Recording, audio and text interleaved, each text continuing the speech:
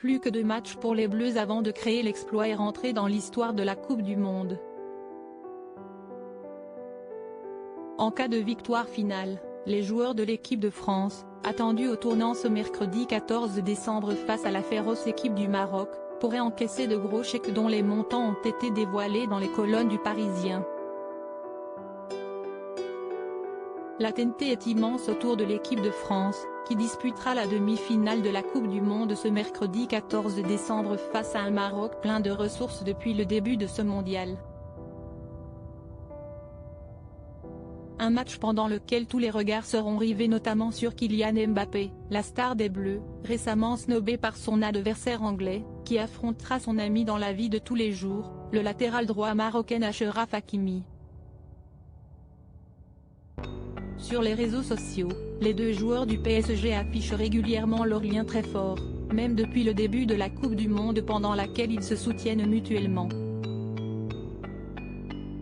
Et du soutien, Kylian Mbappé en a eu besoin au début de la compétition, alors que l'équipe de France traversait une mauvaise passe. Au fil des jours, les joueurs semblaient tomber comme des dominos à cause de blessures les obligeant à quitter le Qatar prématurément, à l'image de Karim Benzema, qui ne soulèvera pas le trophée avec ses coéquipiers en cas de victoire finale. Ce dimanche 11 décembre, l'attaquant du Real Madrid a néanmoins posté des mots d'encouragement pour ses camarades, qui sont si près du but. Combien vont toucher les Bleus en cas de victoire? Il ne reste en effet plus que 2 matchs avant que les Bleus n'entrent dans l'histoire, eux qui enchaîneraient 2 victoires consécutives en finale de Coupe du Monde.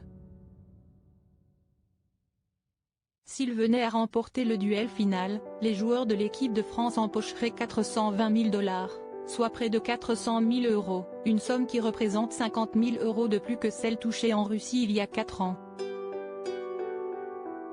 De très beaux chèques que les footballeurs, qui ne sont pas à plaindre financièrement, n'encaissent généralement pas sur leur compte en banque, comme l'a rappelé le Parisien, qui a dévoilé ces chiffres.